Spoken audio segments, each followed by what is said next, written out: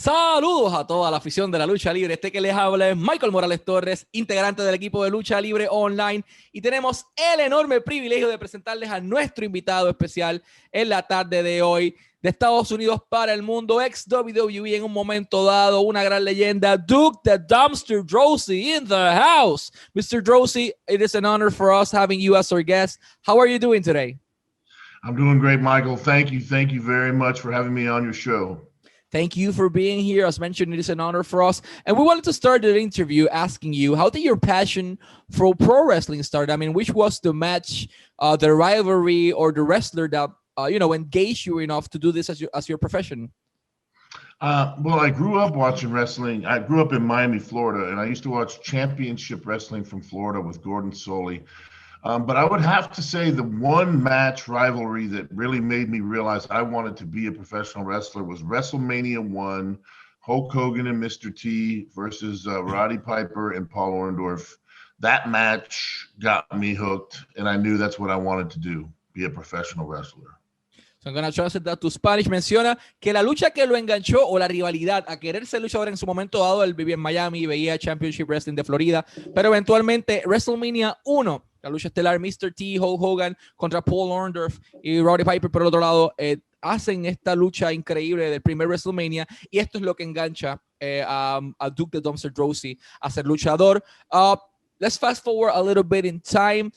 You were part of the WWF roster for 2 straight years, 1994 to 1996.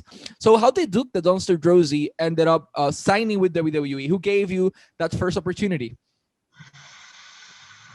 I actually walked up to Vince at a television executive convention. I walked up to Vince McMahon himself and gave him a package. I had a promo tape and pictures and everything. I was wrestling as the garbage man, Rocco Gibraltar, down in Miami, Florida.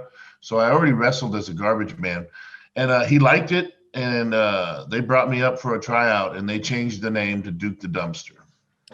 Duke the Dumpster Drozy se encuentra a Vince McMahon, de todas las personas, a Vince McMahon en una convención, y ahí se le acerca y dice: yo soy luchador. Le entrega un paquete, entre ellos videos sobre sus luchas, que estaba luchando en Miami con un personaje similar con otro nombre, y Vince McMahon le gusta, y de esa manera es que llega Duke the Dumpster Drozy a WWE. So your first match was against none other than Barry Horowitz in Monday Night Raw. It was a television match. How do you felt making at that point your debut for WWF and earning that W in your debut? I will say that was my first match on Raw, was with Barry Horowitz. My actual very first match was on Superstars versus a guy named Mike Bell. And that was where as I was walking to the ring, Jerry the King Lawler stopped me and tried to make fun of me, and I dumped garbage on his head, and then I went out and I wrestled Mike Bell. But yeah, just getting in that ring and knowing that you were going to be a name in the World Wrestling Federation, and winning, and having the crowd cheer for you was an amazing feeling. So, su primera lucha fue en WWF Superstars como tal, no en Raw. Raw fue su primera lucha, la de Horowitz, pero en aquel momento lucha con Mike Bell en Superstars. Y aquel fue el icónico suceso en donde Duke the Dumpster Drozy se topa con Jerry the King Lawler. Jerry Lawler abrió basuras de él tratando de burlarse de él, y ahí es donde le vira el bote de basura en la cabeza, y el resto es historia. And that was actually the next topic I wanted to talk about. What can you recall from that rivalry you had with Jerry the King Lawler? How was working with him? Working with Jerry the King Lawler was awesome. He's one of the greatest of all time. He's legendary. It was very easy for me. He did all the work, I mean, the people hated him so much. It was so easy. But, I just remember in the beginning when we did on live Monday Night Raw, the King's Court, and he wouldn't let, after I dumped garbage on him, he had me come to Raw on King's Court. And he made fun of me again, wouldn't let me in the ring. And I turned and walked away, and he attacked me. Well, me and Jerry Lawler decided before the match before we went out, that he was going to hit me with my own garbage can. And the people in the office in the back were not expecting that. And they were not happy about it. They said it was too violent for television, and they never showed it again. And which I wish they would have, because it was really good. But That's how the feud started. Interestingly enough, was the office was kind of mad at us because we just kind of went out on live TV and did that without really asking like we should have. So I'm going to translate that to Spanish. En la rivalidad que tuvo Duke the Dumpster Drozy con Jerry the King Lawler, menciona que fue bastante sencillo trabajar con él. Jerry es uno de los mejores de todos los tiempos en su opinión, principalmente porque Jerry era tan odiado. He was a top heel en aquel momento dado en la empresa. Era el rudo más grande, todo el mundo lo odiaba. Y hay un spot en particular que a la oficina no le gustó. O sea, era de backstage, dice que cuando él le dio con el trash can, con el bote de basura a J.D. King Lawler, era demasiado violento para la televisión y no quisieron mostrarlo nuevamente. Pero de esa manera es que comienza esta rivalidad entre estos dos caballeros. So fast forward a little bit in time also. You put it with a youngster from Connecticut, a blue blood guy named Hunter Hearst Helmsley for a while. Did you ever imagine that guy you were facing at that point will be basically running part of the company today? How was wrestling and being in a rivalry with a young Triple H? How was that experience for you? Wrestling Triple H was awesome. Being in a rivalry with him was wonderful. He was great to work with. He was always willing to try new things. He worked very hard. I threw him all over the place and he took it like a man. As far as what he would become, I mean, nobody could have predicted back then that he would be running a large portion of the company, but you knew that he was very serious about the business. Triple H, he didn't drink alcohol, he didn't do drugs, he didn't go out partying or any of that stuff. He was very, very serious about the wrestling business. So if anybody was going to make their way up the ladder, it would be him. And he eventually did, which is good for him. Menciona que Triple H en aquel momento dado él trabajó una rivalidad con Triple H en el 95 por 2 años, discúlpame, por varios meses, y Triple H en aquel momento dado, Hunter Hearst era joven, no ingería alcohol, no tomaba, o sea, no usaba droga, no salía de fiesta, siempre estaba bien enfocado completamente, y él dice que si había una persona destinada a llegar al tope de la empresa, eventualmente sería él por su ética de trabajo y que se divirtió mucho trabajando junto con Triple H. After 2 years with the company, we read a few reports, or you can correct us if it's real or not, that Vince McMahon and yourself reached an agreement into in the terms of your release of the company. Why were you initially released? Did you requested it? Did you sat down and spoke to it with him about that? Why did Duke, if you were so hot in the company at that moment, why did you left WWF? Well, I really wasn't that hot in the company. What happened is the thing with Triple H came about because my contract was up, the first 2-year contract. So I think in order to get me to sign the 1-year rollover, Vince put me in that angle because before that, they weren't doing anything with me. But as soon as I signed that contract, you know, I did the match in the feud with Triple H, and then I kind of went right back to what I was doing before that, which was not much and just kind of getting beat on TV. And I told Vince McMahon several times I wasn't really happy there. And if he wasn't going to use me any better than that, to send me home, which was a mistake on my part. I shouldn't have said that and I shouldn't have done that. But they eventually just said, okay, go ahead and on home. And I went home and I still had 8 months on my contract. So I just sat at home on contract, not getting paid. And that's just kind of how it ended. Menciona que en aquel momento dado él no se sentía feliz con su estado de la empresa y por eso es que lo colocan en esa rivalidad con Triple H para intentar engancharlo y que se quedara 1 año más en la empresa de lo que ya había dado. Entonces menciona que Vince McMahon fue el que lo quería allí directamente y él le dice a Vince, mira, no estoy feliz, no estoy contento con esta situación, me quiero ir a mi casa, I wanna go home. Y le quedaban 8 meses de contrato, así que Vince dice, ¿te quieres ir a tu casa? Pues vete a tu casa.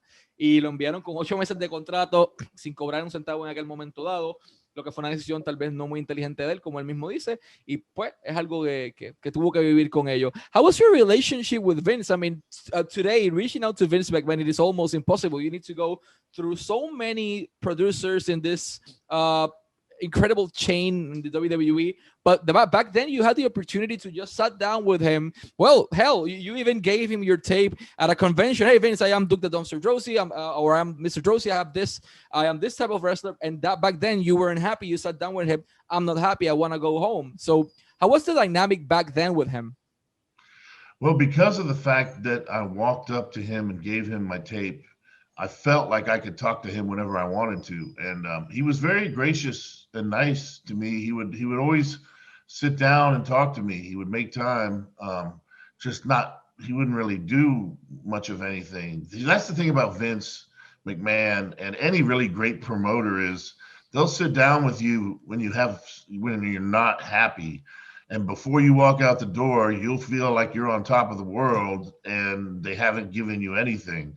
So he was real good at that. He was really good at kind of pumping you up and making you feel good, like he was going to do all kinds of things, but they never really did anything. And so I was just kind of like I said, at the end, my meetings were basically me complaining to him, and he kind of, I think, got sick of that. So let me translate this to Spanish. En aquel momento dado, era más sencillo acceder a Vince McMahon, por lo menos en el inicio de la negociación, que así fue como lo lograron traer a él. Y al igual que cuando no estabas contento, él se sentaba contigo y hablaba. Pero él mencionó algo bien importante, y es que Vince siempre se encargaba de hype up la superestrella, de emocionarlo, de hacerles entender que iban a hacer cosas grandes con ellos, pese a que tal vez bajo su perspectiva no lo hicieran. Pero sí, Vince se tomaba el tiempo en aquel momento dado de conocer a su talento, de saber quién estaba bajo contrato y de saber la situación de cada uno de ellos. How was the backstage ambience, between pro wrestlers and the creative process and this whole dynamic in the mid-90s in WWF? Because one more time, today, everything is so different that it was before, and we're so curious to know how was the dynamic when you were working there? It was a lot. I'm sure it was a lot different than it is today. We, in those years, the new generation era years, the wrestling business was down quite a bit, and money was down. Guys weren't making a lot of money, and guys were frustrated and angry and tired. We still all got along. We had fun in the back and goofed around. We worked hard in the ring and did everything we needed to do. But overall, business was down, and it was difficult for a lot of people, because that's a tough schedule, and when you're not making much money, it makes it even more rough. So yeah, it was kind of rough in those years. En aquel momento dado era difícil la situación porque no había mucho dinero, there wasn't enough money para lo que le estaban haciendo ellos. El schedule, el itinerario era sumamente apretado, tenían fechas todas las semanas, casi todos los días, y ellos estaban atrás, sí se divertían, sí estaban contentos entre ellos como compañeros, pero la realidad es que la situación económica en aquel momento dado no es lo mismo que era hoy día, que es un poco más sencillo. After you were out of WWF, you wrestled everywhere, man. You were in Austria, you were in Germany, but you were in a particular territory that there's nothing much about that place in terms of pro wrestling. And we want to know your experience there. And I'm talking about Kenya. I want to talk to you about that independent territory in Africa that you wrestled in 1998 against Jason Neidhart at specifically Mombasa, Kenya. What can you tell us about how did the dumpster ended up in Kenya, of all places in the world? Wow, you've done your homework. Very good, my friend. Yes. Thank you. It was on the tail end of the Germany tour. I worked for Big Otto Vons, and one of his wrestlers had contacts down in Africa. The wrestler was named Franz Schumann. And Franz Schumann had set up a week of wrestling in Mombasa, Kenya. And he took a bunch of us from the tour, from Otto Von's tour, and we all flew down to Africa and we wrestled down there for a week, and it was a great experience. It was really cool. It was really awesome down there. I had a great time.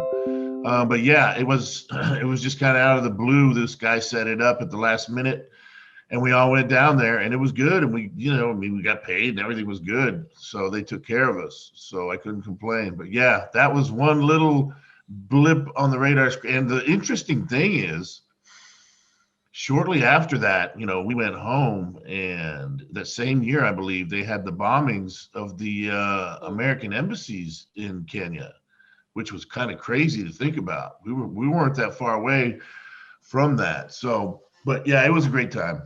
So perfect timing for you. I'm going to translate that to Spanish. En aquel momento dado, entre la carrera de Dr. Dumpster Drozy, él llega a Alemania, Germany, Allí conoce a este promotor Franz, que es como parte del tour. Lucha en Austria, luchó en diferentes lugares y entre ellos llega a un tour de una semana de todos los lugares del mundo en África, a Kenia. La pasó bien, le gustó la experiencia, se le pagó bien de todo lo que hizo, pero estuvieron a un año más o menos de diferencia de aquel bombardeo en las embajadas de United States de Estados Unidos en Kenia, así que por lo menos lograron salir bien de eso. Fortunately, you were a year of difference, so thank God you're here today. You after that returned to the WWF for two different occasions. So once was in a dark match in 1998, but there was one experience you had that not many wrestlers, even they're still in the company, they haven't had a WrestleMania match yet. So Did the Dumpster Drozy was part of that, gimmick battle royal that the Iron Sheik won on WrestleMania 17 in 2001. How did you felt, walking down and seeing that packed stadium with people all cheering and hyped and rumbling, and they were excited to see all these legends? I mean, how was your experience wrestling in WrestleMania? It was pretty intense. It was fun. It was great in a lot of ways. Walking out there in front of 65,000 people in the Houston Astrodome was amazing. Because remember, when I was there before that, we weren't wrestling in front of that many people, but this was a huge house to wrestle. And walking out there was intense. I mean, you could feel the power in that crowd. And the Battle Royal itself was fun, man. Everybody was goofing off, having a good time. And yeah, the Iron Sheik won because he had bad knees and he couldn't go over the top rope. So they had to leave him in the ring. And Sergeant Slaughter came later and threw him out. But yeah, it was a fun experience. All those old gimmicks, just like myself, we were in there having a good old time. And it was WrestleMania, and it was in front of 65,000 people. So yeah, it was fun. I'll translate that. En aquel momento dado, Lucha enfrente de no dos, no tres personas, 65,000 personas. WrestleMania 17, Houston Astrodome, todo lleno. Las leyendas del pasado llegan nuevamente. Sergeant Slaughter, Iron Sheik, Tony the Clown, Duke the Dumpster Drozy, entre muchísimos otros. Y la experiencia fue increíble. Le encantó. Menciona que Iron Sheik ganó porque tenía las rodillas malas, no podía salir por encima de la tercera cuerda. Eventualmente Sergeant Slaughter terminó haciéndolo, pero su experiencia fue magnífica. I also want to say something else in Spanish. Duke the Dumpster Drozy tiene sus redes sociales. Instagram lo pueden conseguir como @Duke the Dumpster Drozy, @Duke the Dumpster Drozy en Instagram. Discúlpame, Duke the Dumpster Official en Instagram, Duke the Dumpster Official en Instagram, de igual manera lo puedes buscar. Twitter @RealDukeDrozy, @RealDukeDrozy en Twitter de igual manera. Y lo puedes también conseguir en podcast todos los viernes por la tarde, 6 de la tarde hora del este, 7 de la noche hora de Puerto Rico, 8 de la noche hora de Chile, 5 de la tarde Central Time of México, todos los viernes, every single Friday. Road to Recovery en todas las plataformas de podcast disponibles, Apple Podcast, Google Podcast, Spotify. También los pueden buscar en Facebook, en Instagram, todas las redes sociales. Road to Recovery, el podcast de Duke the Dumpster Drozy. Excelente contenido, échenle un ojo, muy bueno, denle la oportunidad. Viernes, 6 de la tarde hora del este, 5 de la tarde hora del centro, y de igual manera pueden conseguirlo en sus redes sociales. Y a todos los promotores en Panamá, en Chile, en Puerto Rico, en Argentina, Bolivia, Perú, en todo el mundo, bookings, MikeDrozy@yahoo.com, MikeDrozy@yahoo.com. Esto va a salir de igual manera al final de la entrevista. Gracias a Jacobo Mungía por la edición, y gracias a Lu por el arte, y gracias a Reconstruction Wear por la camisa de igual forma. Shout out para ello. Dude, last but not least, I mean, you have a podcast. You're speaking about pro wrestling. You're speaking about many, many things in general. How did Duke the Dumpster Drozy decided to enter this bizarre world of podcasts? Because you can find the coolest people, the weirdest people, and everyone in this big industry. You know, it's funny. I was not involved in the wrestling business for like over 20 years. And probably in 2018, I kind of came back on the scene and started doing appearances and again, and the fans started talking to me. And it started on Facebook. They started talking to me and asking me questions. And I started answering, and then I started telling stories, writing stories on Facebook. And the fans really liked it. So we just kind of decided to move forward and do it in the form of a podcast. And we do talk some wrestling. We talk about recovery from drug addiction and things like that. I try to help people that are struggling with things in life, and as well as have fun and have a good time and play games. So that's what it turned into, and I'm having a lot of fun with it, talking to the fans now, and being engaged with the fans again is really fun. Menciona que no estuvo haciendo lucha libre ni nada relacionado por casi 20 años. Después de eso, en el 2018, 2018, hace unas apariciones nuevamente. Los fanáticos comienzan a escribirle en Facebook, comienza todo.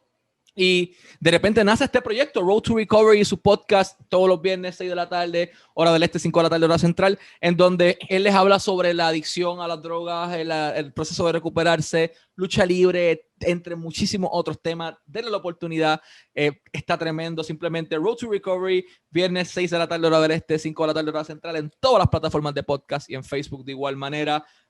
Man, it is such an honor to have you here as our guest. Always wishing you the best of luck in all your projects, specifically in your podcast. And yeah, let's hope to see more Duke the Dumpster Drozy in the promoters, either virtual meet and greets, personal meet and greets, and every single place in the world, they need to have a little bit of the dumpster. So let's hope to see you everywhere soon, man. And thank you so much for your time. Thanks, Michael. It's been a pleasure. And thank you again for having me on the show. It's been a great experience. Thank you. Our pleasure, sir. Thank you.